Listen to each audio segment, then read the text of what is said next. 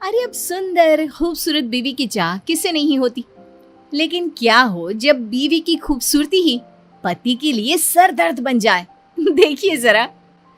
चलो ना कहीं घूमने चलते हैं। हमारी शादी को इतने महीने हो गए हैं और हम दोनों कहीं घूमने नहीं गए। बाहर तक नहीं निकलने देती हो। चलो ना। अब आज नहीं, फिर कभी चलते हैं। आज ना मुझे बहुत काम है। वैसे तुम्हें कितनी बार बोला है घर से बाहर जाने का ना सोचा करो। तुम नहीं जानती दुनिया कैसी है। तुमसे जब भी कहीं घूमने जाने के लिए बोलती हूँ तुम यही बोलती हो। अरे तो फिर कब चलेंगे? और कैसी है दुनिया ये देखूंगी नहीं तो पता कैसे चलेगा। स्कूल से निकली ही थी कि पापा ने बालिग होते हुए भी शादी करवा दी। कहीं जाने को कहो तो कहते थे दूल्हे के साथ जाना, और अब दूल्हा भी ऐसा ही मिला है। पत्नी को रोता देख पति को दया आ जाती है। सच में आज बहुत थक गया हूँ। ऐसा करता है कल चलें? ठीक है, लेकिन कल के बाद कोई बहाना नहीं, समझे ना। पति परेशान रहता है। सोचता है भला की खूबसूरत बीवी को अगर बाहर ले जाएगा और कहीं दुनिया की नजर लग गई तो? अरे कोई मेरी बीवी को बहला कर मुझसे दूर कर देगा तो क्या? अगले दिन दोनों पति पत्नी घूमने जाते हैं तो उन्हें कुछ आस पड़ोस की औरतें देखती है। अरे आज दीपक और उसकी लुगाई की सवारी कहाँ जा रही है? अरे आज तो गली में चांद निकल आया, वो भी दिन में।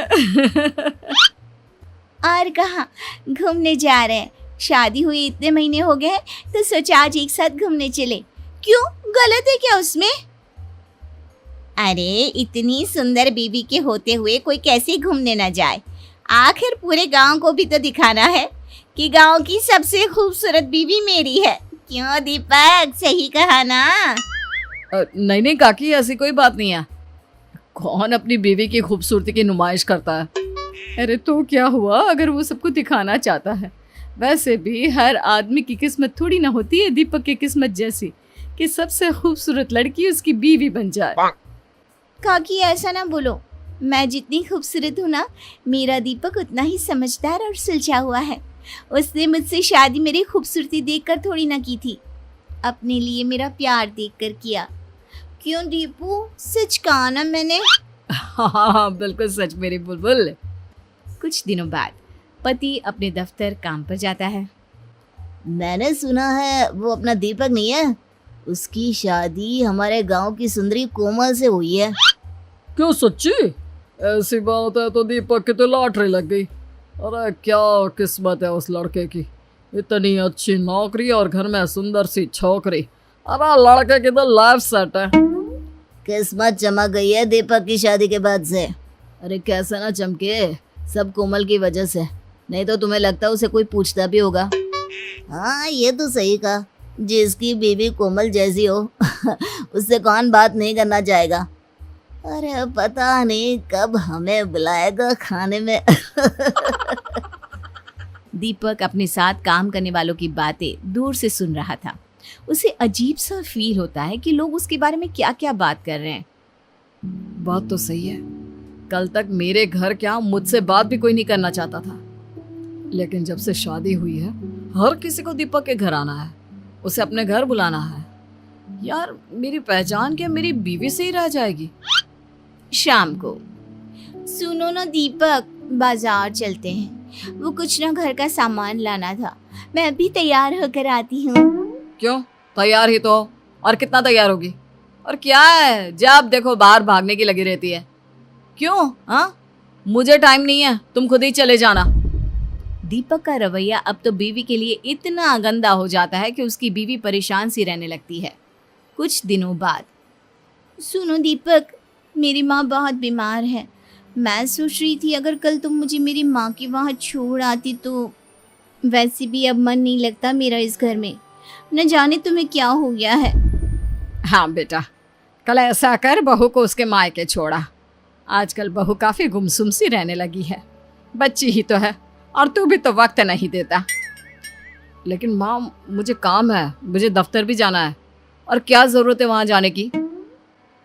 क्या तेरा काम बहू से ज्यादा जरूरी है?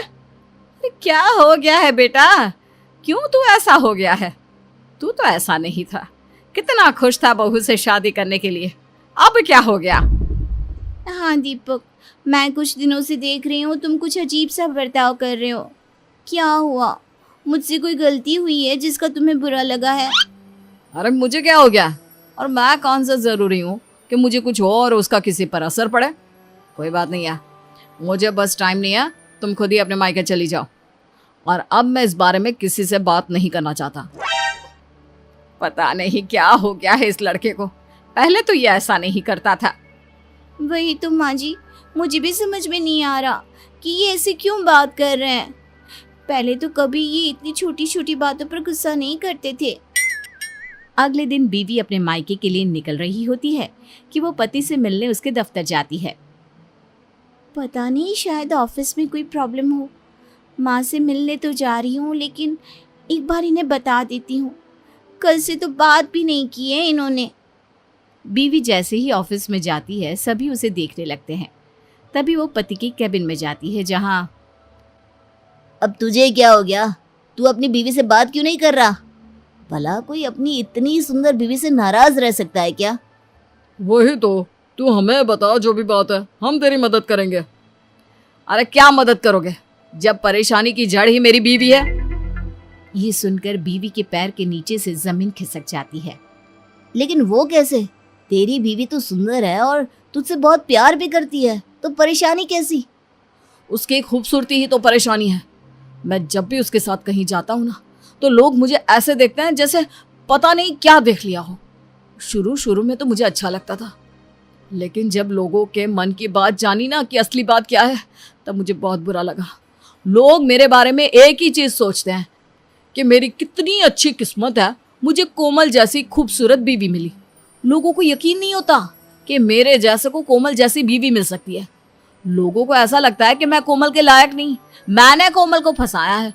सब जगह बस कोमल कोमल कोमल। कोमल के आगे तो मेरा कोई वजूद, कोई पहचान ही नहीं है। अगर कोमल मेरी बीवी नहीं होती ना, तो आज मेरी जिंदगी ऐसी नहीं होती। मुझे कभी कभार ऐसा लगता है जैसे मैंने अपनी जिंदगी में कभी मेहनत ही नहीं करी, सब काम कोमल की खूबसूरती ने करा है। मेरी मेहनत की तो कहीं बात ही नहीं आती। कोमल पति की बात सुनकर रोने लगती है। तभी उसके दोस्त की नजर कोमल पर पड़ती है। अगर सारी परेशानी की जड़ मैं ही हूँ, तो मैं अपना चेहरा प्लास्टिक सर्जरी से खराब करवा लेती हूँ। हाँ, यही ठीक होगा, और अच्छा ही हुआ तुमने सुन लिया, वरना मैं तुम्हें ये सब कभी नहीं कह पाता। कोमल वहां से जाने लगता है कि रुकिए भाभी, कैसी बात कर रही हैं आप? सभी दोस्त मिलकर पति को समझाते हैं और फिर मुझे माफ कर दो। पति के लिए पत्नी की तारीफ और पत्नी के लिए पति की तारीफ ही असली सफलता है। मुझे माफ कर दो।